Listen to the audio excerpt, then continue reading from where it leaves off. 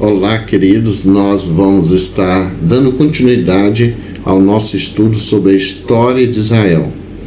Para tanto, nós vamos estar falando de um bloco literário que vai do capítulo 1 até o capítulo 11 de Gênesis e vai tratar das origens, é o chamado período das origens. Essa é a aula 1 e nós estaremos falando sobre os Gênesis, um bloco literário, que vai do capítulo 1 até o capítulo 11. Gênesis, como todos sabem, significa princípios. Então, o que o Gênesis vai tratar? Da origem do mundo, da origem do homem, da origem também do mal moral, que é o pecado original, do mal social, que é os homicídios e também a desigualdade social. Podemos falar também do mal natural, representado ali pelo dilúvio.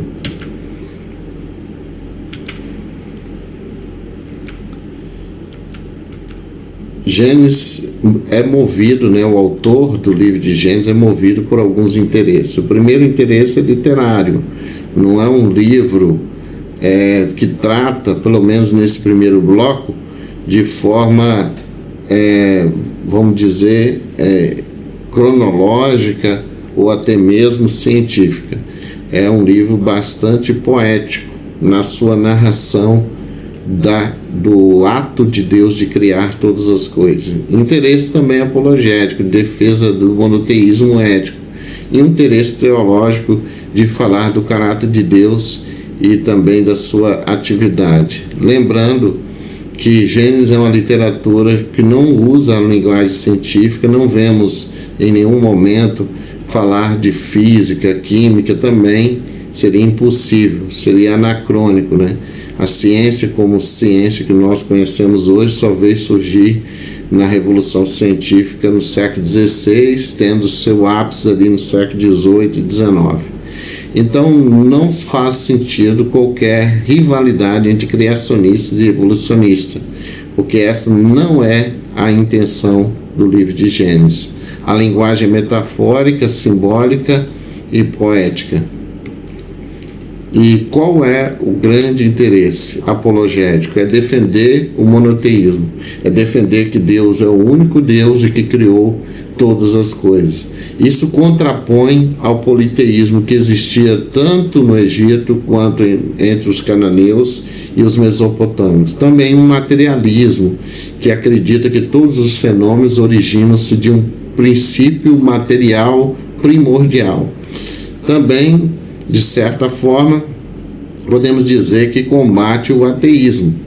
Não que esse era o interesse de Gênesis lá na origem, mas acaba sendo assim hoje, no sentido de que o Gênesis não defende, não faz nenhuma prova da existência de Deus, mas simplesmente pressupõe que essa existência é real. Tanto é que começa, no princípio criou Deus o céu e a terra era sem forma e vazia. Também combate, de certa forma, o humanismo secular, porque o centro do livro de Gênesis, como de toda a Bíblia, é o próprio Deus. Quero lembrar também que o interesse teológico do livro de Gênesis é destacar que Deus é o Criador de todas as coisas, que cria tudo do nada, ex nihilo, criação ex nihilo, e Deus não cria de uma matéria pré-existente ou até mesmo eterna, porque o único eterno é o próprio Deus. Deus é o governante de todas as coisas, é isso que o Gênesis quer destacar. Ele governa a história e governa toda a sua criação. Deus é um Deus generoso, coloca o homem no jardim com todas as benesses desse mundo, justamente para o seu aprazimento e, claro, principalmente para a glória de Deus. Também Deus se apresenta aqui no livro de Gênesis como juiz. É Ele que profere as sentenças contra o homem, contra a mulher e a serpente logo após o pecado. Mas mesmo sendo juiz, Deus mostra a sua misericórdia e providencia um Salvador, porque a promessa desse Salvador já vem em Gênesis 3,15, quando Deus diz: colocarei inimizade entre ti e a mulher, entre a sua descendência e o seu descendente. Esse descendente esmagará a cabeça da serpente, como esmagou, e ele lhe ferirá o calcanhar, ou seja, a serpente feriu o calcanhar de Jesus. Nós temos então uma descrição poética, teológica da origem do mundo que eles tinham.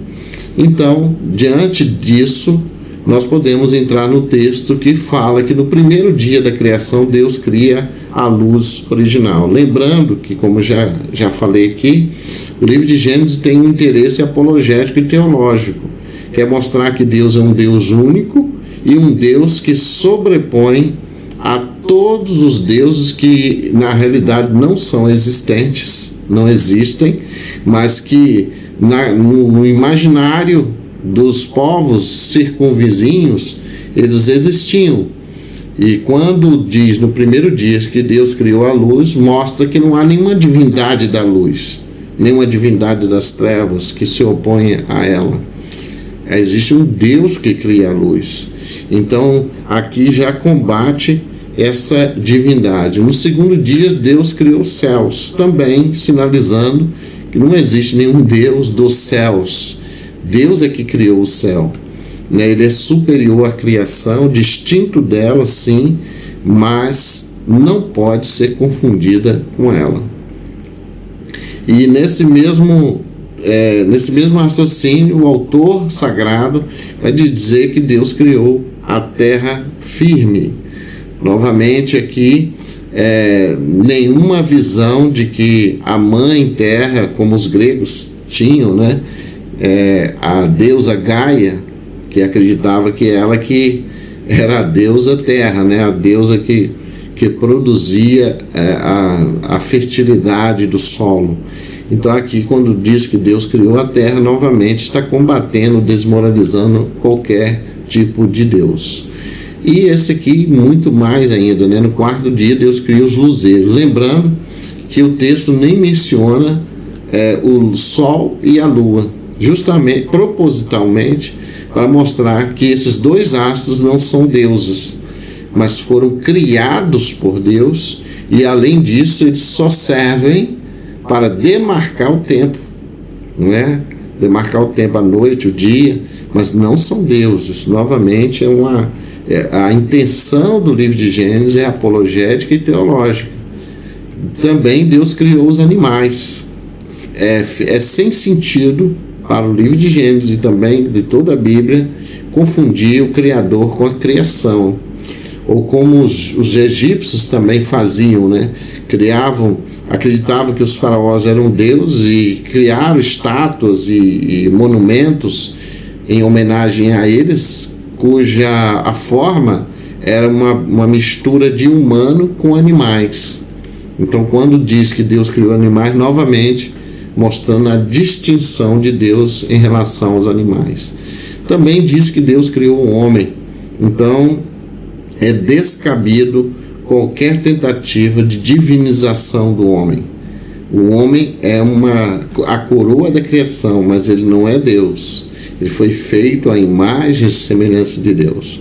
Talvez uma das melhor nem diria, mas sim uma das mais grandiosas criações de Deus, ele abaixo apenas do Senhor, né?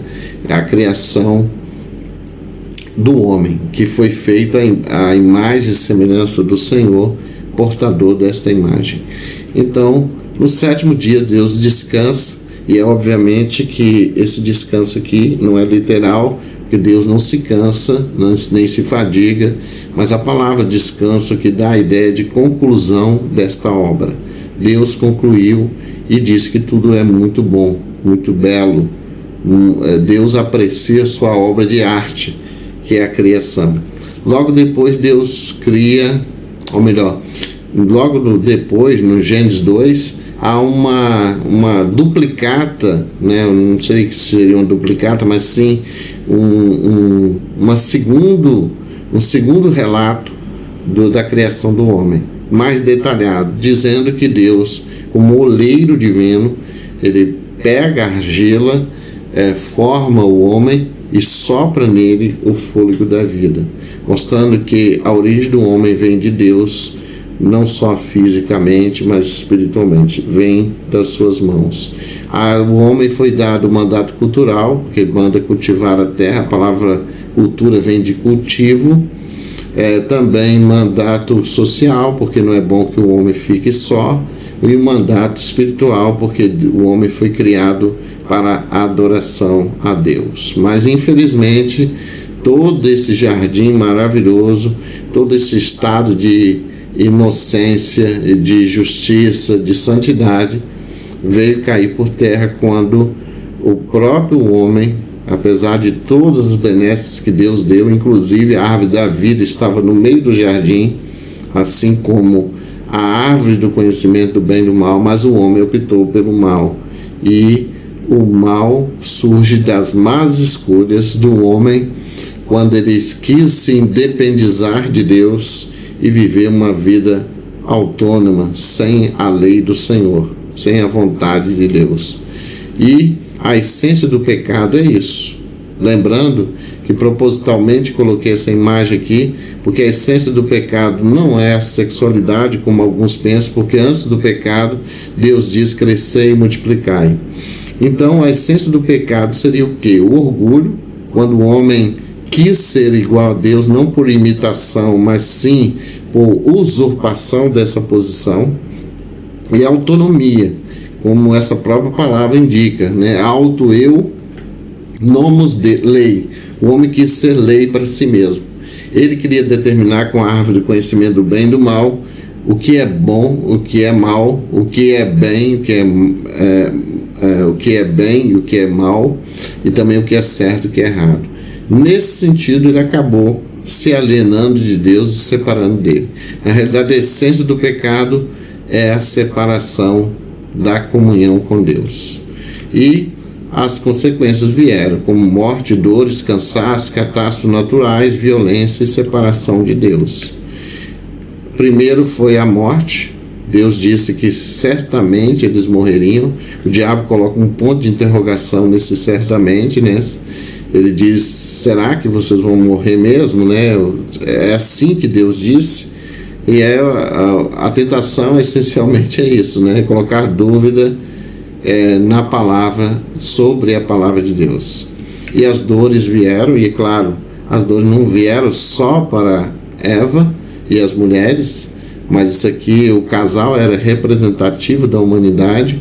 Eva é chamada mãe dos viventes, e Adão é uma palavra hebraica que quer dizer humanidade. Então, nesse sentido, eles estão representando toda a humanidade. Então, tudo que acontece a eles aconteceu, e como consequência para todos nós. Veio o cansaço, né? Do suor do seu rosto comerás. Também a violência, Caim mata Abel. Também, como consequência, nós temos a decadência moral, porque no Gênesis 6, lembrando que é um bloco, não é apenas Gênesis 3 que relata as consequências do pecado, mas de Gênesis 3 até o capítulo 11 nós vemos todas as consequências decorrentes desse pecado. E, além disso, como consequência do pecado, obviamente, nós temos os males naturais. A natureza se torna hostil ao homem. Lá no texto de Gênesis 3 já dizia isso: a terra produzirá espinhos e abrolhos. Então, todas as catástrofes naturais, não só o dilúvio, mas enchentes mais diversas, tsunamis, terremotos e vulcões decorrentes, mostrando ao homem que o pecado, mesmo que ele seja moral, ele tem consequências sociais e também naturais. E, além disso, há o relato da Torre de Babel, que mostra o extrema arrogância humana de querer construir algo que pudesse tocar o céu. A Torre de Babel é uma representação de orgulho, arrogância, vaidade e também, posso dizer, de uma tentativa de desobedecer a Deus, quando Deus disse lá atrás que eles deveriam espalhar pela terra, deveriam produzir a diversidade cultural. No entanto, eles quiseram fazer um projeto imperialista, arrogante, e queria construir uma torre que atingisse o céu. Então, quantas consequências nós temos do pecado? E aqui nós encerramos mostrando que Gênesis, nesse bloco, mostra a origem do mundo, a origem do homem, mas também a origem do pecado e todas as suas consequências. Na próxima aula nós vamos ver como Deus reverte isso através da vida dos patriarcas.